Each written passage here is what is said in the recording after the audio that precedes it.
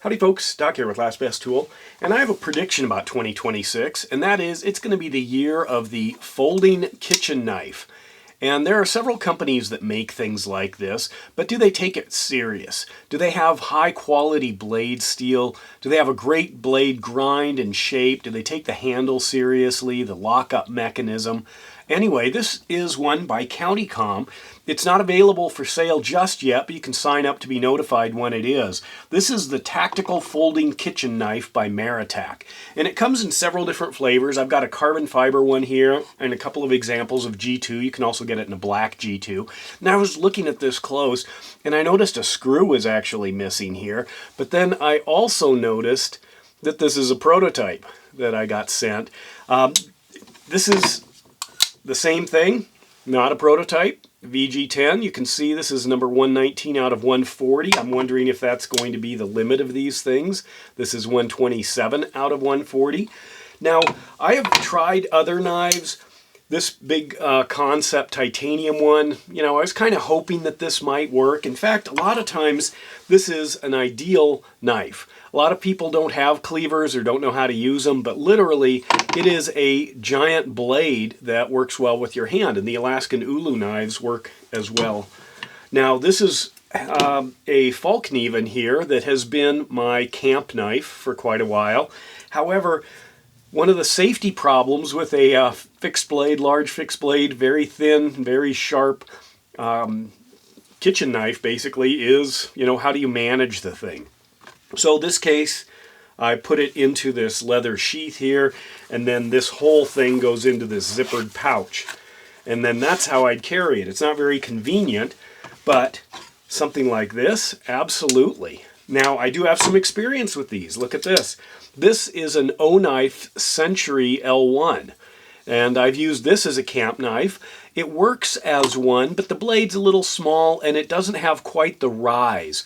It's actually, especially with the finger choil here, this is at the same level. So obviously when you're encountering a surface, that could be a problem. But I imagine that will get an upgrade. Now, this is also nicknamed by them the MEG, and I found that kind of interesting. The MEG, the nickname for the Carcharodon megalodon, which is actually a giant shark. It used to be, I guess, the world's largest shark. This is what a MEG tooth might look like. This one is made of plastic because it's so big. If you have a MEG tooth and you take actual measurement of it, you're looking at approximately 10 feet of body length for every inch of tooth length across length there. So this might be about a 60-foot shark. 60 feet. Imagine a giant RV or bus. That's how big the shark was. This, on the other hand, is a real Carcharodon megalodon tooth, and this guy here is about 5 feet or about a 50-foot shark. Pretty amazing. But anyway, calling these the MEG makes sense to me. Certainly better than the movie, I imagine. But let's go ahead and try these. Now, I mentioned the cleaver. Cleaving is a skill, but also just using a big, sharp blade like this. But it wasn't uncommon for me to actually use a hatchet, like this little Grand Force Brook. I love this thing, and if I'm cutting up some tomatoes, prepping a salad or something, look at that. I mean, that's what a sharp axe looks like. But we're going to go ahead and check out what these are like. Now, if you notice, there is plenty of clearance in the way my hand intersects that. So if I'm coming up against a surface, I mean, that's more than most kitchen knives. And then it's got VG10 steel. So a high quality steel. Trying to figure out the grind on that. I've missed it a couple of times. I assume, is that a flat grind? Maybe some might call this a Scandi grind, maybe. I think it's flat, not concave, not hollow.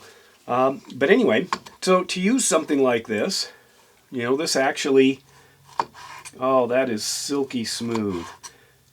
That's such a nice feel, using good cutlery. So one of the problems, though, look at how thin that is, just gorgeous. One of the problems, obviously, is hygiene.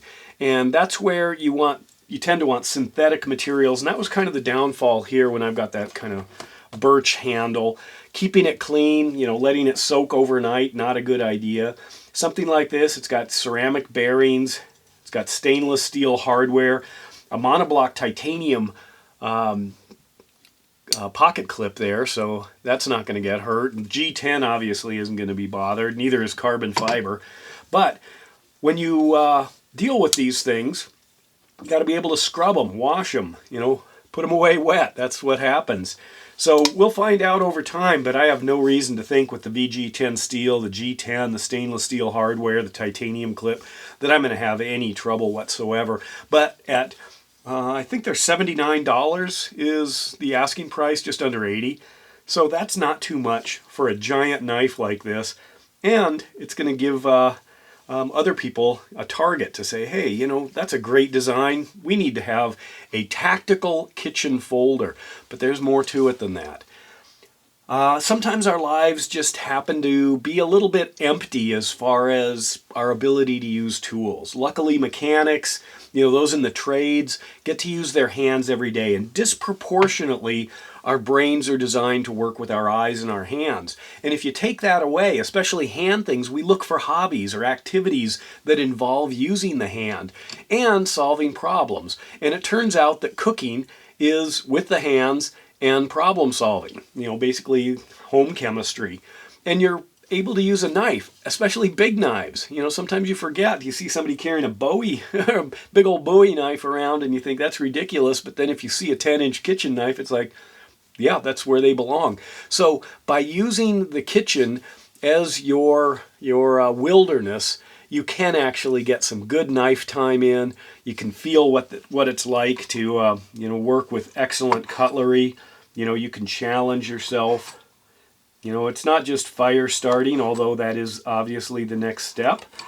But being able to work with high quality cutlery in an arena that it's designed for, I mean, that's worth it right there. So if you get something like this and then start using it, I mean, that's worth it.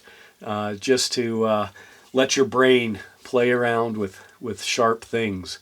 Something that we need more of in life.